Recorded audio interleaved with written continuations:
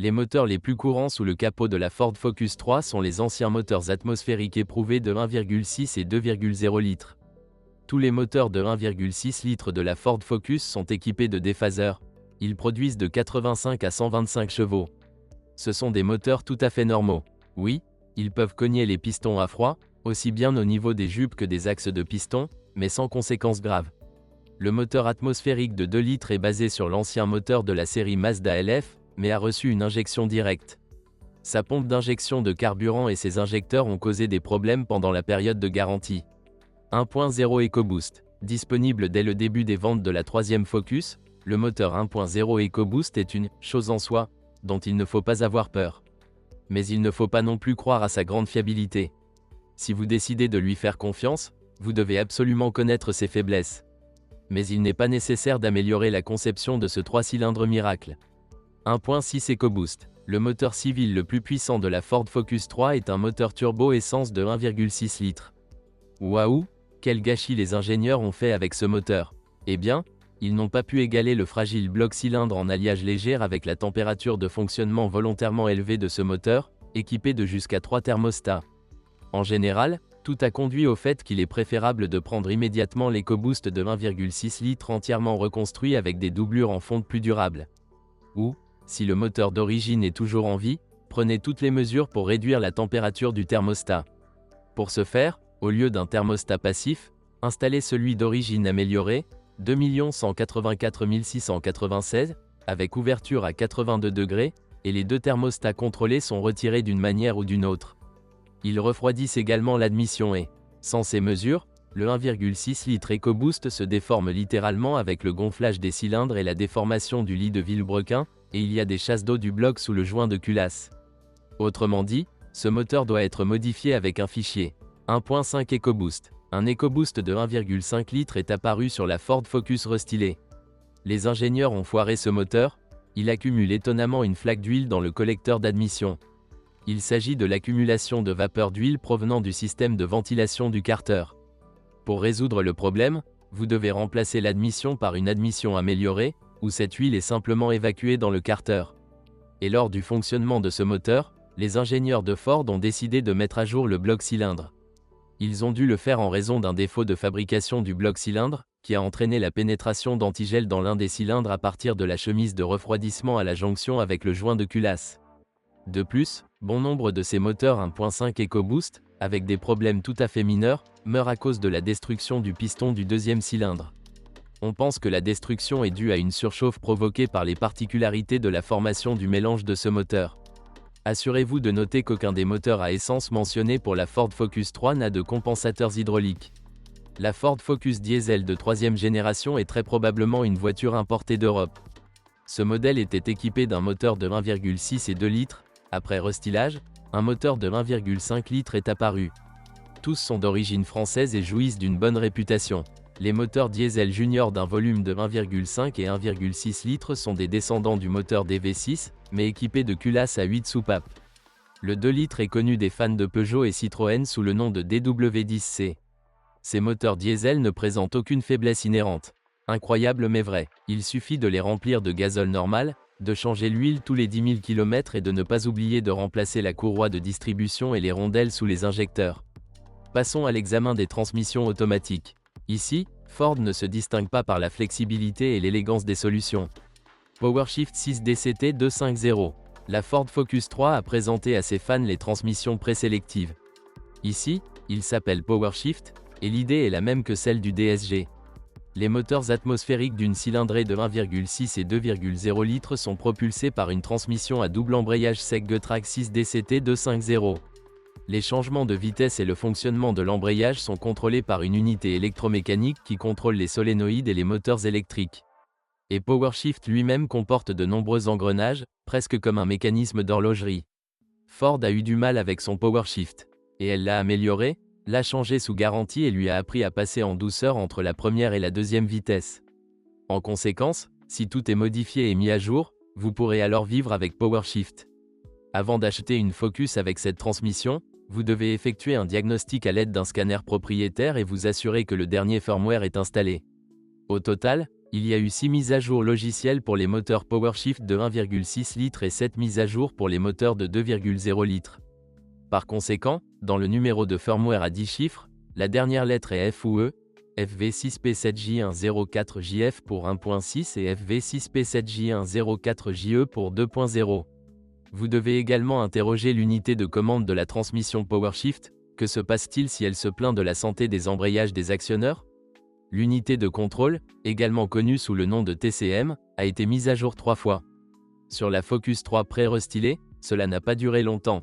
De l'huile pouvait s'écouler sous les bacs d'étanchéité. C'est pourquoi ils l'ont remplacé par un ensemble. À propos, accéder au TCM est assez simple, il est situé sur le PowerShift en haut. En fait, il vous suffit de retirer la batterie. Sur la Focus 3 restylée, la transmission PowerShift est déjà exempte de nombreux défauts. Mais il a été remarqué que les mécanismes d'entraînement des fourchettes d'embrayage sont sensibles à la saleté de la route. De ce fait, en raison d'une mobilité réduite des fourches, des chocs apparaissent lors du changement de vitesse, puis ils échouent complètement. Les spécialistes scellent la cloche de transmission. Il est préférable de le faire lors du remplacement de l'embrayage ou des fourches. Les fourchettes d'embrayage coûteront 400 $. En général, les prix des pièces peuvent certainement vous décourager d'acheter une Focus avec PowerShift. La dernière version de l'unité de commande électromécanique, 2 15 846, coûte environ 1400 $. Un kit d'embrayage d'origine ou de chez Luc 820 $, un kit avec fourchette d'embrayage 910 $. Et cela dure environ 120 000 km, tout dépend du fonctionnement. Il s'avère qu'obtenir une Focus 3 à 2 pédales avec les moteurs essence atmosphériques les plus simples de 1,6 ou 2,0 volume n'est pas une tâche facile et coûteuse. De nombreux propriétaires de Focus 3 avec PowerShift, à sec, ont rééquipé leur voiture et sont passés à une transmission manuelle. PowerShift 6 DCT 450. La Ford Focus Diesel n'était pas non plus disponible avec une transmission automatique hydromécanique. Au lieu de cela, une autre transmission présélective a été proposée, la Getrag 6 DCT 450, également connue sous le nom de MPS6. Ici, le double embrayage est situé à l'intérieur du carter de transmission et fonctionne à l'huile. En général, il y a moins de problèmes avec un PowerShift humide qu'avec un PowerShift sec. Cependant, un embrayage humide, avec des poussières de friction, empoisonne le système hydraulique. Il possède également le mécanisme d'amortisseur, préféré de tout le monde, comme un volant d'inertie bimasse. Si vous avez acheté une Ford avec un PowerShift humide, alors, dans un premier temps, changez son huile et son filtre externe tous les 40 000 km. Deuxièmement, faites attention aux fuites d'huile le long du carter avant de cette transmission. Cette pièce, 1 684 808, coûte 350 $, et une fuite d'huile et le jeu qui en résulte use rapidement les ressorts et les guides d'amortisseur à double embrayage. Et l'embrayage, pour un instant, coûte 3200 $. Mais dans l'ensemble, avec un entretien minutieux, un PowerShift mouillé durera assez longtemps. Transmission automatique Ford 6F35, GM6T45. Si vous rêvez d'une Ford Focus 3 à 2 pédales avec une transmission automatique classique fiable, alors vous devrez rechercher une Focus 3 restylée avec un moteur essence turbo de 1,0, 1,5 ou 1,6 litres. Ou un rare pré-restylage avec un moteur 1.6 EcoBoost. Ils sont équipés d'une transmission 6F15. Il s'agit d'un automatique, familier et dans une version entièrement modifiée. Changez simplement l'huile tous les 50 000 km et il n'y aura aucun problème. Transmission manuelle. La Ford Focus 3 est équipée d'une transmission manuelle à 5 vitesses. L'ancienne transmission IB5 est associée à des moteurs à essence atmosphérique de 1,6 litres. Les problèmes peuvent commencer après un kilométrage de 200 000 km. Il a une butée de débrayage faible et il y a parfois un bruit hurlant provenant du roulement de l'arbre d'entrée avant. Il s'écoule également souvent à travers les joints d'essieu. Ces joints ont été remplacés sous garantie en 2013. Eh bien, s'il y a des difficultés à déplacer le levier de cette boîte de vitesse ou si les vitesses cessent complètement de s'engager, il suffit de vaporiser les câbles et les leviers sélecteurs de vitesse avec du nettoyant et du lubrifiant. La boîte de vitesse MTX 75 à 5 vitesses pour les autres moteurs et la MMT6 à 6 vitesses pour le moteur diesel de 2 litres n'attirent généralement pas l'attention. Cependant, si vous ressentez un bruit venant de l'avant difficile à détecter, faites attention au roulement de l'arbre intermédiaire, 712 76 410. La Ford Focus 3 était équipée de 2 types de crémaillère de direction. Les versions avec le 1.6 aspiré de base sont équipées de l'ancienne crémaillère hydraulique. Pour éviter que la pompe de direction assistée ne siffle à l'avance et ne demande à être remplacée, changez le liquide hydraulique au moins une fois tous les 80 000 km ainsi que son réservoir. La pompe d'origine coûtera 500 $ et le réservoir 40 $, mais il existe de nombreuses solutions de remplacement, environ 100 $ pour la pompe et 20 $ pour le réservoir. Et si cette crémaillère de direction cogne, alors dans de nombreux cas, vous pouvez vous en sortir en serrant l'écrou de bouchon de son craqueur. Les bagues de ce support sont plutôt faibles, mais dans l'ensemble, il est entièrement réparable et peut être restauré. On ne peut pas en dire autant de la crémaillère de direction électrique. Pour faciliter la rotation des roues directrices, un moteur électrique relié à la crémaillère par une courroie crantée et une unité de commande sont montés sur le côté droit de son corps. Toute sa partie électronique est sujette aux pannes. Le moteur électrique lui-même peut mourir, mais il peut être remplacé par un donateur. Il existe de nombreux cas de défaillance de la carte de l'unité de commande, qui peuvent parfois être réparés par des électriciens. De plus, de l'humidité peut pénétrer dans le mécanisme par les joints, ce qui endommagera à la fois l'électronique et les roulements de la poulie de la courroie crantée. La crémaillère électrique peut également taper lentement avec des bagues en caprolon, qui peuvent être remplacées. La suspension de la Ford Focus 3 est agréablement résistante et durable. En règle générale, la liaison stabilisatrice doit être remplacée, et elle peut alors durer environ 100 000 km, voire plus. Durant la période de garantie, les roulements de support des jambes de force avant ont été massivement changés sur ce modèle. Ils craquent lorsqu'ils sont portés. On ne sait pas pourquoi la qualité de ces roulements a souffert, car ils ont bien fonctionné sur la Focus 2. Ils ont été mis à jour pour la dernière fois en 2017, 2 084 212. En général, ils durent environ 150 000 km. Souvent, la source d'un grondement avant est un support moteur droit usé. Les roulements de roues avant peuvent s'user après un kilométrage de 150 000 à 200 000 km. Les bras de suspension avant d'origine de la Ford Focus 3 peuvent être en acier ou en aluminium. Dans l'original, leurs rotules et silent block ne sont pas détaillés séparément. Les ensembles de leviers d'origine coûtent entre 175 et 250 $. Il existe de nombreux substituts, tant en acier qu'en aluminium. La rotule pour le montage avec 3 vis peut être achetée séparément. Elle est produite par un seul fabricant de pièces de rechange. Il existe de nombreux substituts au bloc silencieux avant, mais les fabricants non originaux célèbres ne proposent pas de bloc silencieux arrière avec support. Le levier le plus cher est à ressort. Celui d'origine coûtera 170 $. Il existe des substituts 3 fois moins chers. Son bloc silencieux est vendu séparément 10 $. Le bras de commande inférieur, même dans son emballage d'origine, coûte moins de 30 $, et la faucille arrière coûte 50 $. La Ford Focus 3 est peinte de haute qualité et la carrosserie est bien protégée de la corrosion. Les éclats de peinture sur le capot et au-dessus du pare-brise ne s'écaillent pas, mais indiquent seulement un kilométrage important sur autoroute. Faites attention aux joints du pare-choc avant et des ailes.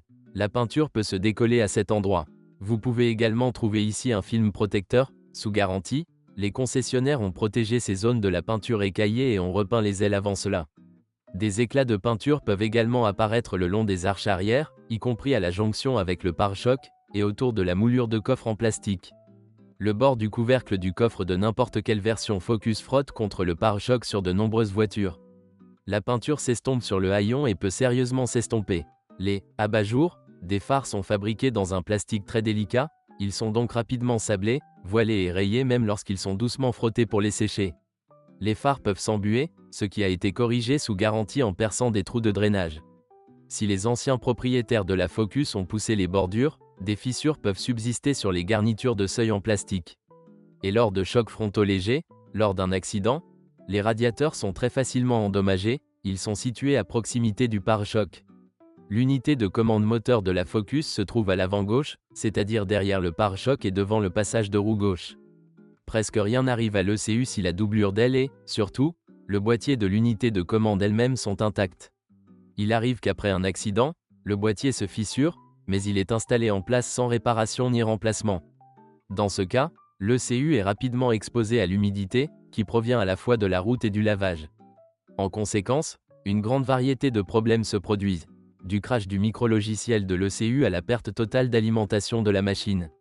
Sur la Ford Focus pré-restylée, un autre problème lié à la pénétration d'humidité dans les composants électroniques a été éliminé sous garantie. Croyez-le ou non, le liquide du réservoir de lave-glace, situé sur le côté droit du pare-choc avant, s'écouler à travers les fils de la pompe de lave-glace jusqu'aux composants électroniques de la carrosserie et à la boîte à fusibles installée derrière la boîte à gants. Si cet appareil est mouillé, les systèmes électroniques commenceront à mal fonctionner et s'arrêteront de manière aléatoire. Il y a eu des cas de fonte d'un bloc humide. Sous garantie, la pompe de lave-glace et le câblage reliant celle-ci à l'unité électronique de carrosserie ont été remplacés.